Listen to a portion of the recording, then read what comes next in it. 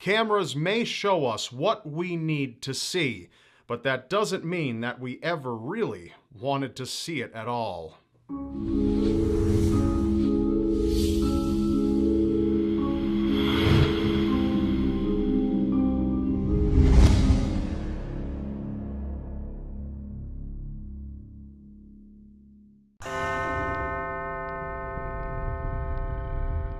To many, clowns represent comedic entertainment, but to others, they're simply nightmares in costumes. October 2014 was a terrorizing month for residents in Jacksonville, Florida. A clown craze began surfacing across the state as many citizens reported clown sightings late in the evenings. Despite the fact that a few residents saw the trend as a harmless prank to scare neighbors, others found it quite disturbing. Surveillance footage belonging to neighbors in Jacksonville were able to capture the eerie moments of clowns trespassing and vandalizing private property. This is surveillance video from a home in Springfield showing a costumed character walking up a sidewalk uninvited to a home. It's a scene straight from a horror movie, but it's right here in Jacksonville. A Springfield resident's surveillance camera caught this creepy clown on his porch. Not a single person has come forward to claim responsibility. However, Jacksonville wasn't the only place victimized by the dark presence of a sinister clown. Photos of clowns terrorizing residents in California have also surfaced on the web after unknown individuals began mimicking the project produced by Wrangle Photography. Residents in Bakersfield have previously reported seeing a clown roam around the town while holding a firearm. Authorities failed to find the clown after reports had come in. To this day, the clowns remain a mystery, and there's no telling exactly when they might make an appearance again.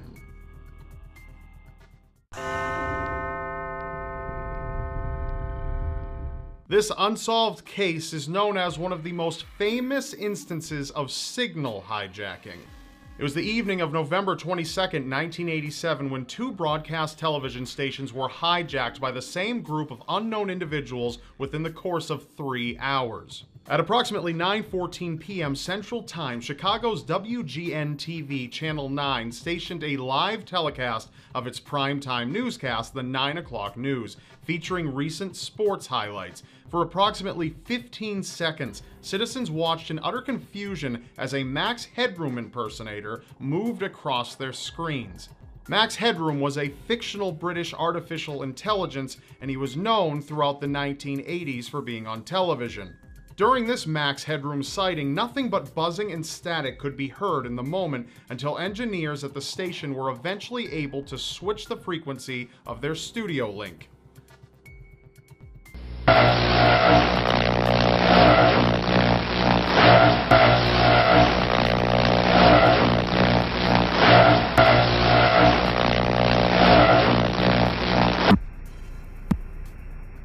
Well, if you're wondering what happened, Though it may have appeared to be an unusual broadcasting error, that wasn't going to be the last time that anyone witnessed these conniving hijackers.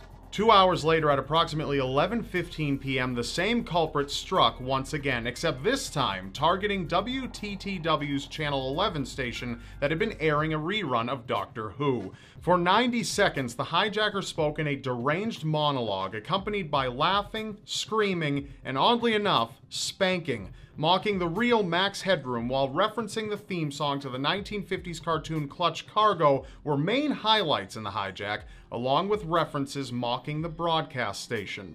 Get you a hot drink, miss. Some dry clothes. Because he's a freaking nerd. That's the way.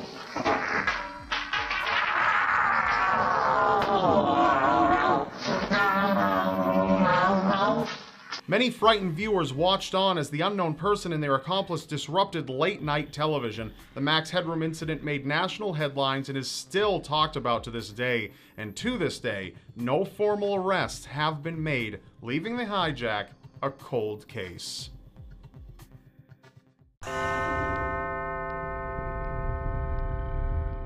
A search for a missing loved one is a tribulation that can very easily drain a person's hope entirely.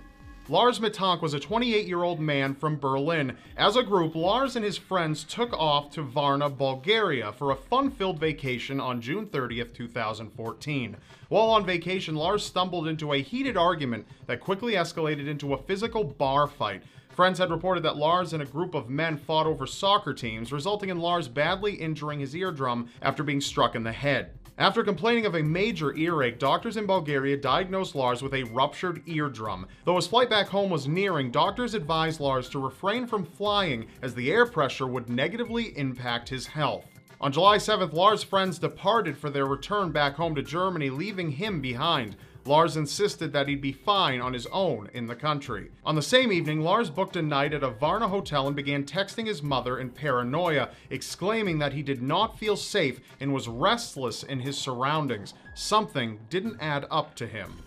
Due to his health keeping him on standby, Lars intended to visit medical professionals at the airport before he returned to Germany.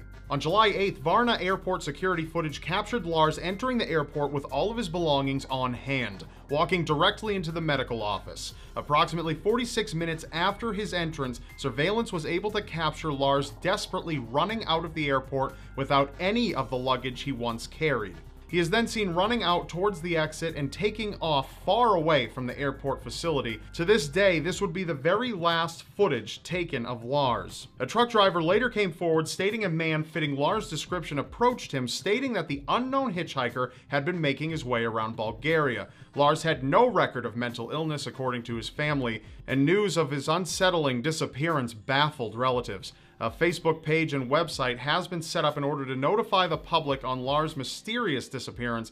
His mother continues to desperately search for him and has managed to reach out to news outlets and a popular German crime watch show called Case Number XY Unsolved. Ging kurze Zeit, hat dann aber wieder das Laufen begonnen und ist dann bis zum Außenzaun des Flughafens gelaufen, den er nach bisherigen Erkenntnissen überklettert haben dürfte.